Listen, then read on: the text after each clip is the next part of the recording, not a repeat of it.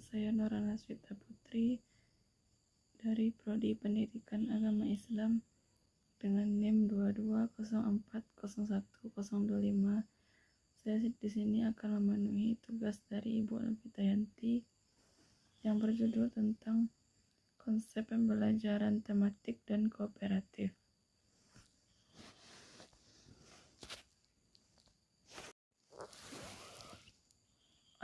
Konsep pembelajaran tematik. Pengertian pembelajaran tematik. Terdapat beberapa pengertian tematik secara harfiah. Salah satunya yaitu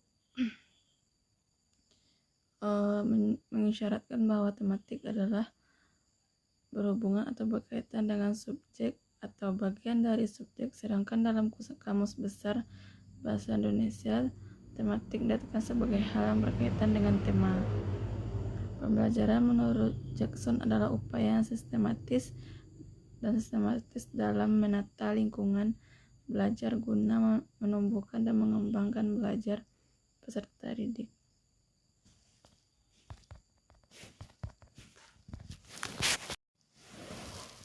Manfaat pendekatan tematik.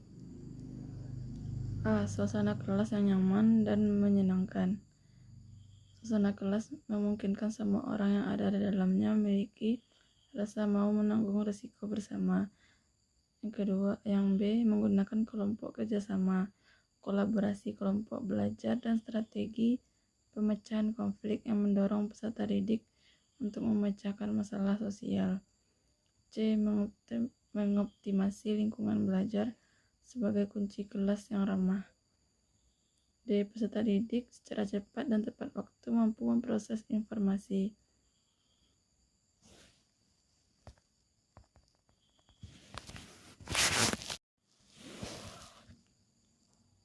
Prinsip-prinsip pembelajaran tematik. Yang pertama, tema hendaknya tidak terlalu luas dan dapat dengan mudah digunakan untuk memadukan banyak bidang studi.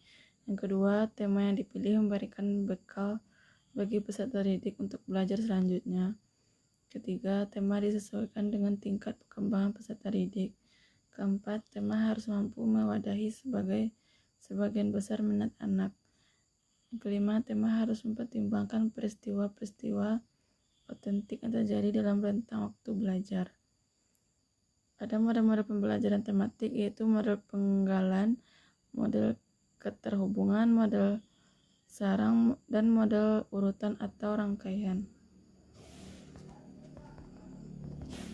B. Kooperatif dalam pembelajaran PAI. Pengertian kooperatif dalam pembelajaran PAI yaitu suatu strategi dalam proses pembelajaran yang membutuhkan partisipasi dan kerjasama dalam kelompok. Dengan kerjasama dapat meningkatkan cara kerja peserta didik menuju lebih baik dan memupuk sikap saling tolong-menolong dalam berperilaku sosial. Dengan demikian, pembelajaran kooperatif tidak sama dengan kerja kelompok secara berkelompok, tetapi pembelajaran kooperatif lebih dari sekadar belajar kelompok, karena dalam pembelajaran kooperatif ada tugas yang bersifat kooperatif, sehingga memungkinkan terjadinya interaksi secara terbuka.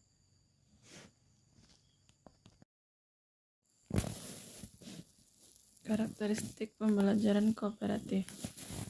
Yang pertama, adanya peserta dalam kelompok. Peserta didik yang melakukan proses pembelajaran dalam setiap kelompok belajar. Pengelompokan peserta didik biasanya ditetapkan berdasarkan belajar peserta didik. Kedua, adanya aturan kelompok. Aturan kelompok itu segala sesuatu yang menjadi kesepakatan semua pihak yang terlibat, baik peserta didik dengan peserta didik maupun peserta didik sebagai anggota kelompok. Contohnya aturan tentang pembagian tugas setiap anggota kelompok, waktu dan tempat pelaksanaannya, dan lain sebagainya. Adanya upaya belajar setiap anggota kelompok. Upaya belajar yaitu segala aktivitas peserta didik untuk meningkatkan kemampuannya yang telah dimiliki.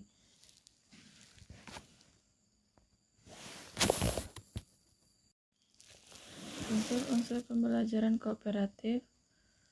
Yang pertama, saling ketergantungan positif. Saling ketergantungan positif menuntut adanya interaksi promotif yang memungkinkan sesama siswa yang saling memberikan motivasi untuk meraih hasil belajar yang optimal.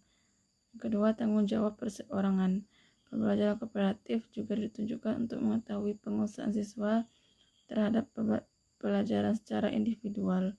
Ketiga, interaksi tatap muka. Interaksi tatap muka menuntut para siswa dalam kelompok dapat saling bertahap muka sehingga mereka dapat melakukan dialog tidak hanya dengan guru, tapi juga dengan sesama siswa. Keempat, komunikasi antar anggota kelompok.